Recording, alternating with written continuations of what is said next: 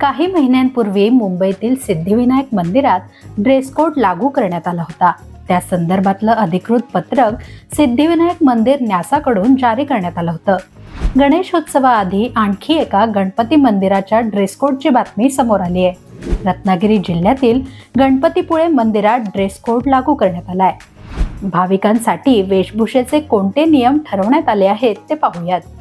मंदिरात गुडघ्यांच्या वर येणारे स्कर्ट्स किंवा ड्रेसेस परिधान करू नये असं सांगण्यात आलंय।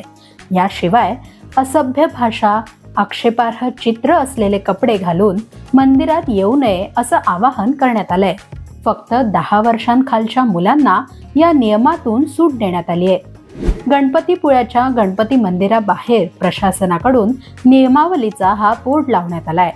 मंदिरात येणाऱ्या भाविकांना हे नियम पाळावे लागणार आहेत। त्यामुळे गणपतीपुळ्याला दर्शनासाठी जाणार असाल तर तुम्हाला तुमच्या पेहरावाचा आधी विचार करावा लागेल।